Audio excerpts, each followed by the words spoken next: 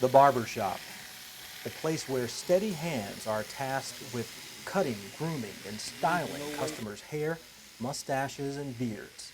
It also serves as a haven for social interaction, where discussions and debates about history, social events, pop culture, and sports fill the air as skillful artists tend to their clients' requests for temple fades, faux hawks, buzz cuts, and more.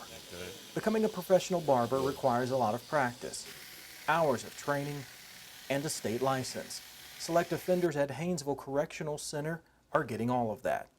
Robert Fauntleroy, a highly successful entrepreneur, barber, and stylist, has taught the barbering class at Haynesville for more than 20 years.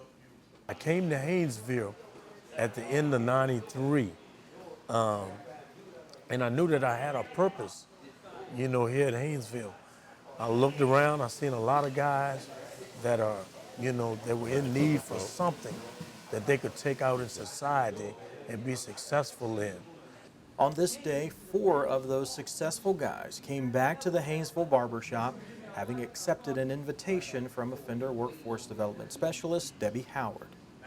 I feel that is the best way to reach them is to have the guys that's outside to come back in to let them know the trials and the tribulations that they've gone through. I can talk to them all day about what to do, what not to do, how to do this, but it's more profound when they have the real deal come in and talk to them. All 4 of these men are gainfully employed using the knowledge and skills learned in this class. I was really looking forward to coming back to talk to the guys, see Mr. Fauntleroy and all the aides, because I feel like this is my way of giving back and showing appreciation for the opportunity that was given to me. The main thing that I wanted to get across was that what's for you is for you. It's nothing in particular that I did myself that have me in the spot that I'm in now, other than, I wanted different for myself. I consumed myself in doing the right things, and as a result of that, certain things was made easy just by doing good. You do good, you get good. For a long time, I didn't really embrace that was true, but I stand here now as witness to that. When asked what made them gravitate toward the barbering class, they all had different reasons, but a central theme was the opportunity to learn from one of the best in the business. As far as it goes with Mr. Fauntleroy, extraordinary instructor. Not only an instructor, he's the foundation for them as well. There's a lot of intangible things that you get from him, from someone. He's like watching your granddaddy work on cars. Granddaddy knows something about them cars, and you 10 years old, and you watching granddaddy work. So if you grow up under granddaddy, you can hear some stuff in the car and be like, the oil need to be changed, or this alignment is off, or things that other people don't pick up on. And watching him, after I graduated the class, I would sit as an aide and watch him watch the class and try to see what he saw and how he would see the things that he was seeing. Really, you're a doctor of your profession, and you got to know everything within your professional so that you can explain it to each individual client of what's going on with their hair, the skin. You got to deal with disorders, and a client is going to feel comfortable if you know what you're doing and if you know exactly what's going on with them. They will stay loyal. What Mr. Fauntleroy is imploring in these guys, it shows these guys that come through here the fact that somebody cares for them. Somebody cares enough about them to put their blood, their sweat, and tears into something for somebody else. To me, that gives somebody purpose. The men who graduate from the barbering program not only possess a purpose upon release, they also carry with them something that provides a pathway to propel that purpose into a professional opportunity, a license from the State Board for Barbers and Cosmetology. When I was released, I would have something that couldn't be taken away from me, and it would secure a means of finances for my family. As a licensed barber, it wasn't difficult at all because there's so many shops out there with unlicensed barbers, so when a shop owner sees a licensed barber coming through the door, they jump on board with it. A barber is a distinguished profession.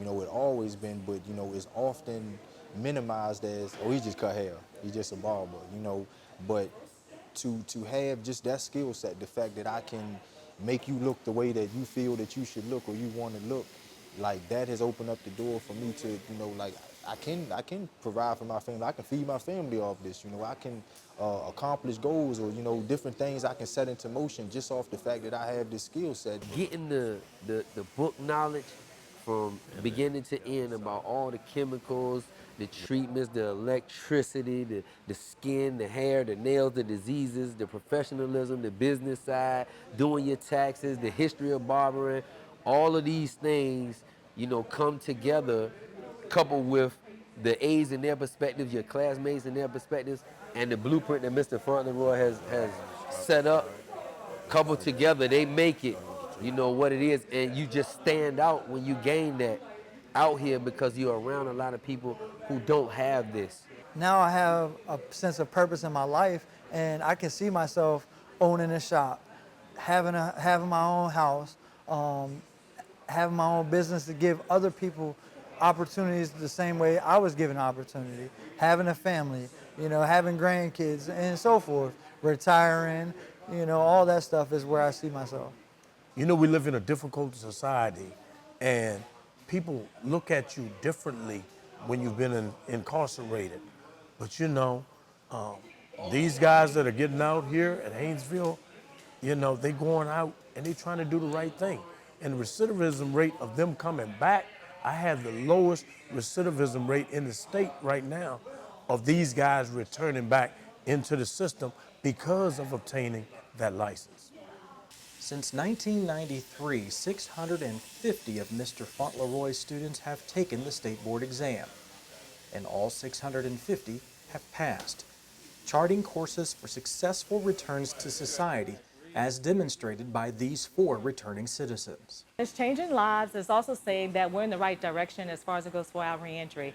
They're the ones that's coming back out that's going to be next to us, next door, living in your neighborhood, in your community. And we want them to be able to have the direction that they need in order to stay out. We want them to be our productive citizens.